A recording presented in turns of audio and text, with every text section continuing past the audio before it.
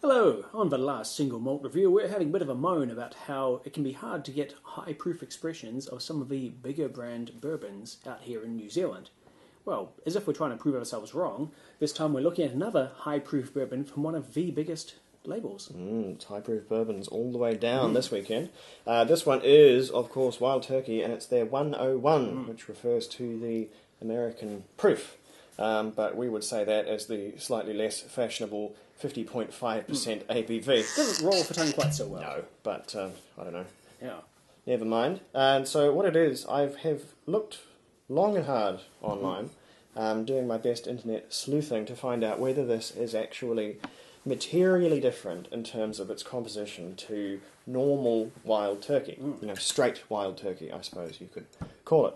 Or rather, just something bottled at a higher strength. Yeah. And as far as I can discover, it is not materially different. It's sort of the same age, 6 to 8 same, years, the same mash bill, which is, if memory serves, I know it's 71% corn, very corny whiskey, and I believe 13% rye, 13 and 12% respectively rye and malted barley. So we were just looking at Maker's Mark, which is a whiskey that contains no rye but quite a lot of wheat. This whiskey contains some rye and no wheat at all, so should be quite a different animal we're dealing with here. and stronger still than the Maker's Mark.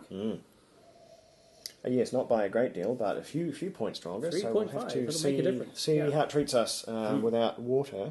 Wild Turkey are a Campari brand, formerly a Pernod Ricard brand, so they've been bounced around the international conglomerate marketplace through their time, but they are distilled in their own distillery, which is quite rare for bourbons. This isn't not a Bardstown distilling joint here. This is Wild Turkey out of the Wild Turkey distillery, which is I think quite good. It's a bit sort of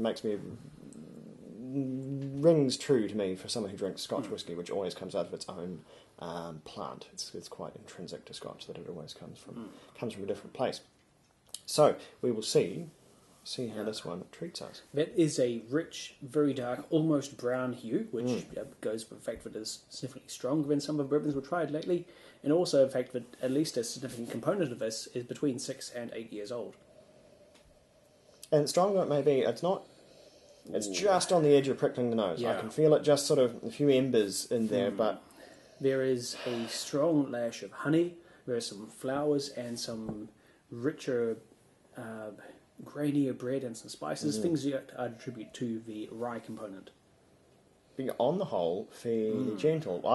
We've nosed some 100 proof plus bourbons, and they've kind of some of those aromas have just come out of the glass like Chuck Norris's foot, and I believe we've gone up to about 120 proof on the show. I think that's kind of where it starts becoming just a fire hazard, and we have to turn off the electronics. But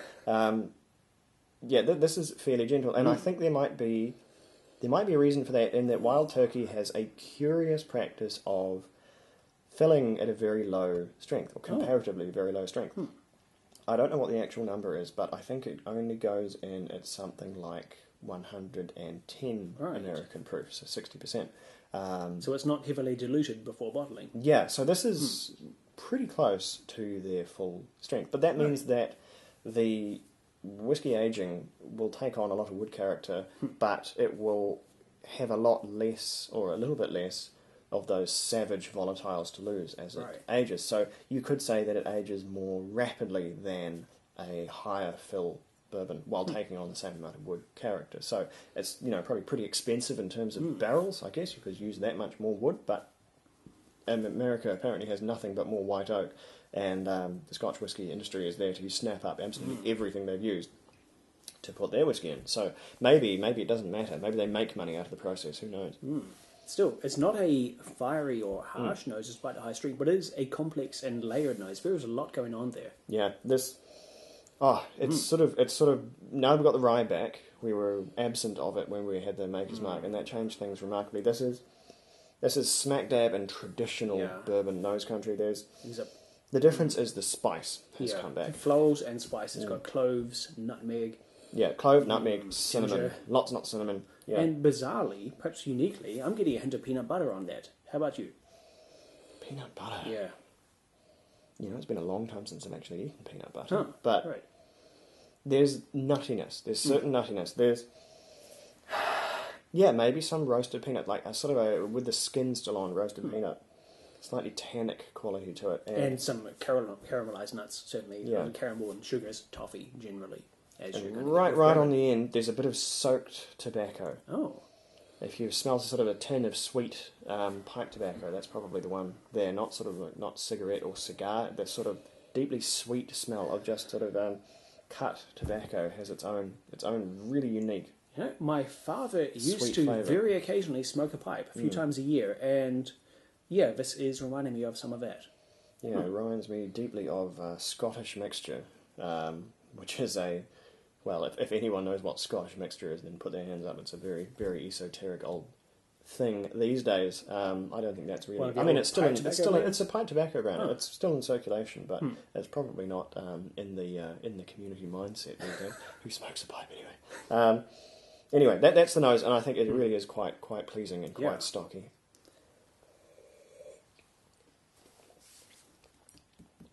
Ooh, damn. Yep, that's where you taste the 50%. Yeah.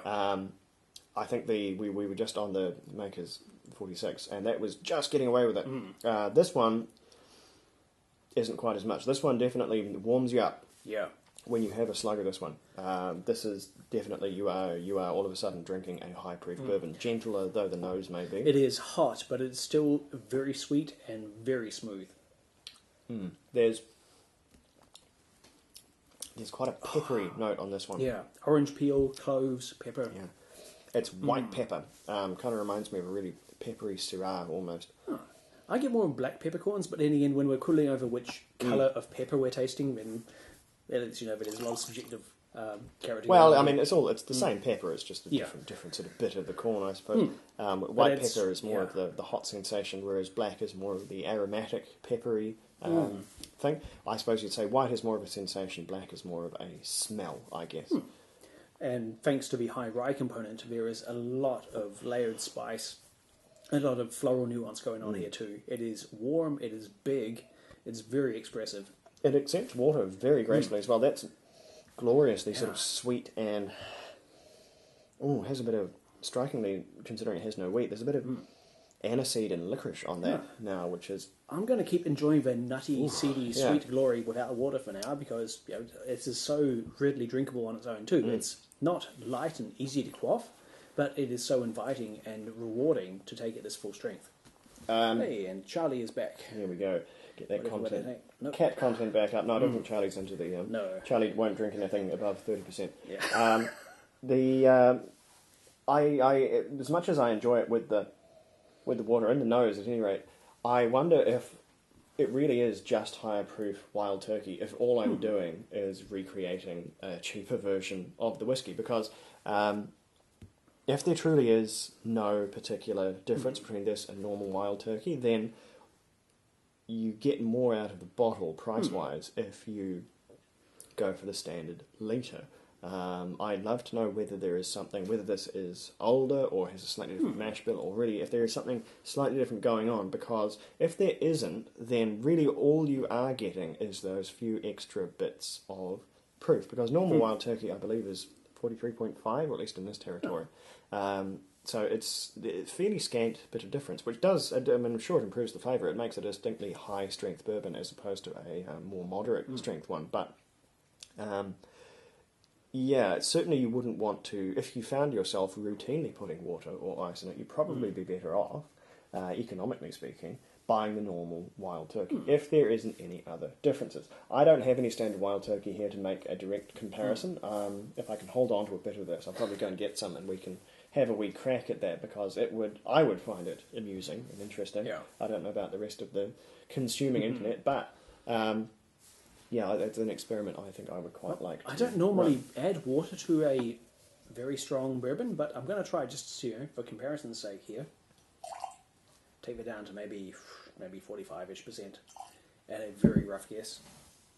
It makes it exceptionally smooth and sort of softer, rounder.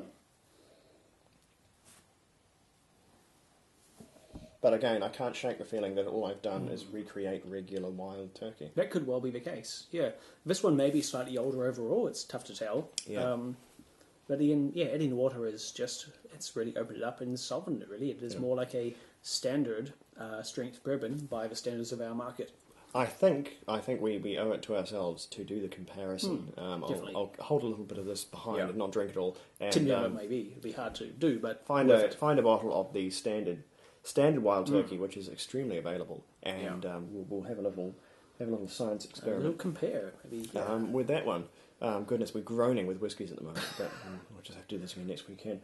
But anyway, scores for this one. I think this is it's a middle-of-the-road style bourbon. It's a very classic style of bourbon. It doesn't swing one way or the other particularly. I'm now just going to inhale a bunch of cat hair off this jolly animal. But anyway, it doesn't do anything hugely different that other bourbons won't, but it does it very, very consistently, and it is conspicuously cheaper than a lot of other bourbons at that proof. Wild Turkey's always been a real good, considering how sound the quality is. Wild Turkey has always had a very, very respectable price point, at least in our territory. Will not pay a great deal for it.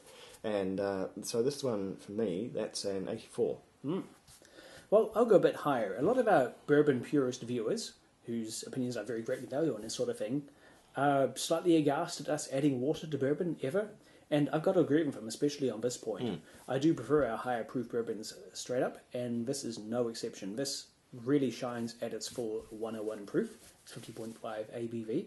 Adding water is just really, it's more of the same, only weaker.